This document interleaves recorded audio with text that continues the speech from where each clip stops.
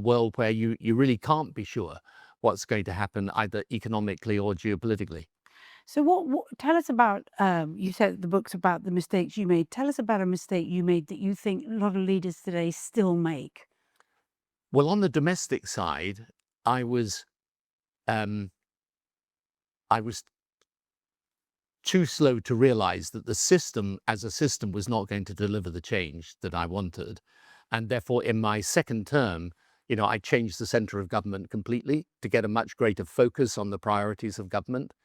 And frankly, to bring in people from the outside who I felt could offer more and better ideas. And the one thing I think, whatever you're doing in leadership that is absolutely essential is you've got to have clarity of direction. People need to know that they're going to a destination. You need to better spell that out for them.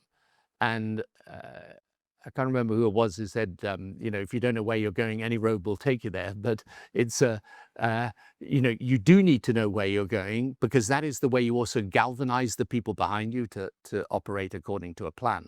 And the leader's got to have a plan.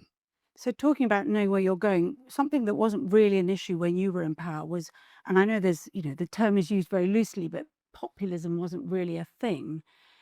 It is now. Do you think populists can be good leaders too? Yeah, I think they can be. But I think you've got to understand, but first of all, you've got to define what populism is, because, you know, it's not populist to want to be popular. In fact, for a leader in a democracy, it's quite a good thing to aim for. Um, I define a populist as someone who um, rides the anger rather than providing the answer. But I think populists on the whole exploit grievances, but they don't invent them.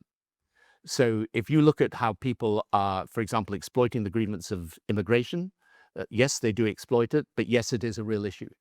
And I think the problem is, I always used to say to people that the center of politics, because I'm not a tribal politician. I'm not driven by a conventional 20th century ideology in terms of market versus state and so on.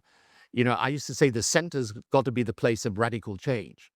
It can't be the place of managing the status quo. I think that was true when I was in office, but I think it's even more true today. That people, when I was in power, people wanted the system improved, and today they want it changed fundamentally.